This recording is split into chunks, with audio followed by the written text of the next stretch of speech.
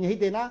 जाहिर है कि विदेश मंत्रालय और देश की सरकार डरी हुई है और उन लोगों से के खिलाफ कार्रवाई नहीं करना चाहती हैं जो देश तोड़ने वाले लोग हैं, वो अमेरिका के CIA की मैथ्यू हों या यूक्रेनी जो 6 लोग और उनके साथ गिरफ्तार हुए हों। इसी में मैं कहना पूछना चाहूंगा कि NIA इतना बड़ा एक्शन लेने के बाद NIA की तरफ से कुछ भी डेली चार्ट पे 20 डे मूविंग एवरेज के ऊपर निकला है। इंटरडे चार्ट पे inverse head and shoulder pattern का ब्रेकआउट है।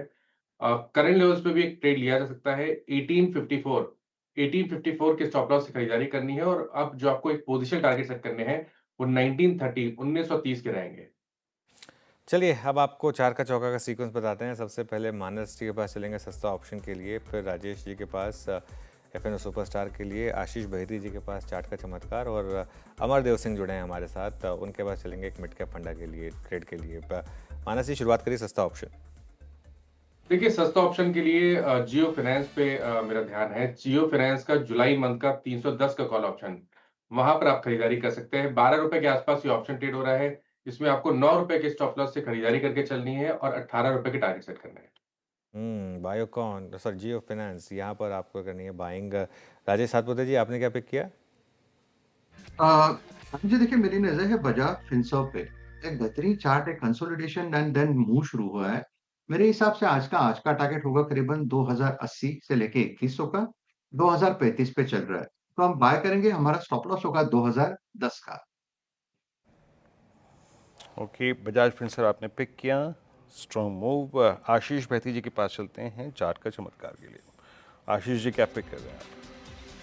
जी वीरेंद्र जी, एनबीएफसी में ही मूव अच्छा आ रहा है और हमें लग रहा है कि यहाँ पे ध्यान रहना चाहिए। तो श्रीराम फाइनेंस में खरीदारी की सलाह रहेगी। स्टॉक में जो स्टॉप लॉस मेंटेन करना है वो 675 675 का एसएल मेंटेन करे। ऊपर में हमें लगता है इसमें से 700 और 720 तक का जोन देखने मिल सकता है। ओके, श्रीराम फाइनेंस आज एनबीएफसीज जो हैं वो काफ़ी हद तक मूव जनरेट कर रही हैं और उसको हमारे जो विशेषज्ञ हैं कैप्चर करने की कोशिश करते हुए अब चलते हैं, थोड़ा सा विषय चेंज करते हैं, कुछ फंडामेंटल कॉल्स लेते हैं। मिड कैप फंड आज का अमरदेव सिंह जी के सोचने से आएगा। अमर जी गुड मॉर्निंग, क्या पिक कर रहे हैं आप? जी गुड मॉर्निंग। सबसे पहले मैं आईटी स्पेस में बिरला सॉफ्ट को पिक कर रहा हूँ बिकॉज ओवरऑल आईटी में हम लोगों ने एक रिवाइवल देखी है। हालांकि जो लीडिंग है उसमें टीसीएस, वहाँ हमें कोई ज़्यादा मूवमेंट नहीं वैसी दिख रही है, बट बिरला सॉफ्ट की मैं बात करूँ तो ओवरऑल ये स्टॉक जो है इसकी परफॉर्मेंस आने वाले क्वार्टर्स में it is expected to perform. और ये स्टॉक जो है इसमें एक मेजर करेक्शन के बाद एक कंसोलिडेशन भी हमें देखने को मिल रहा है। और यदि मैं इस स्टॉक के बारे में बात करूं तो ओवरऑल इसके जो क्वार्टरली नतीजे भी जो रहे हैं वो भी पहले से बेटर रहे हैं इन टर्म्स ऑफ प्रॉफिटेबिलिटी और revenue it has been able to sustain. तो मैं ये मानता हूं कि आने वाले क्वार्टर्स में इसके नतीजे अच्छे रहेंगे और ये कंपैरेटिवली अभी फेयर वैल्यूड प्राइस पे ये अवेलेबल है। करंटली अराउंड 440 के आसपास है, तो इसमें एक अपसाइड टुवर्ड्स 470 480 का एक अपसाइड हमें देखने को मिल सकता है। तो from a short term perspective इस स्टॉक पे नजर रखी जा सकती है। ओके, बिरला सॉफ्ट याद रखिएगा, ये एक फंडामेंटल कॉल है, इसका डेरिवेटिव से कोई सरोकार नहीं है। आज ये बैकफुट पे है, हालांकि इसने एक बड़ा हाई क्रिएट किया since is in derivative ban, इसलिए बैकफुट पे आ रहा है। लेकिन ये मैं इसके बैन का जिक्र यहाँ इसलिए नहीं करूँगा क्योंकि ये मिड कैप फंडा कॉल है। चार ट्रेड्स पिक किए हमने और शुरुआत की थी सस्ता ऑप्शन से। पहला ट्रेड आया आज कॉल ऑप्शन मानस जायसवाल की, जियो फाइनेंशियल्स की।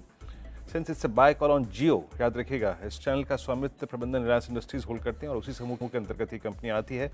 Trading view please parallelly cross check करें किसी से या फिर व्यू लें। और राजेश सतपुते जी ने FNO सुपरस्टार पिक किया और FNO सुपरस्टार उनका आज बजाज फिनसर्व और श्रीराम फाइनेंस आशीष बहती जी ने पिक किया चार्ट का चमत्कार में। और अमरदेव सिंह जी ने अभी अभी आज की जो कॉल पकड़ी वो है बिरला सॉफ्ट। निफ्टी थोड़ा रेस्ट लेने के बाद मोर और लेस मेरे को स्टैट्स देख के लग रहा है अनुज प्रिपेयर कर रहा है एक और अपर स्विंग के लिए। और upper swing, next leg of upper swing कौन जनरेट करेगा, क्या लग रहा है अनुज? एक बार रिलायंस लेके आइएगा, रिलायंस कुछ कमान संभालेगा क्या आज? I think may be Reliance काफ़ी हद तक HDFC बैंक पर मेरी नज़र जा रही है वीरो, क्योंकि बहुत समय से HDFC बैंक, एक बार HDFC बैंक का 52 वीक हाई और लो देखते हैं ज़रा।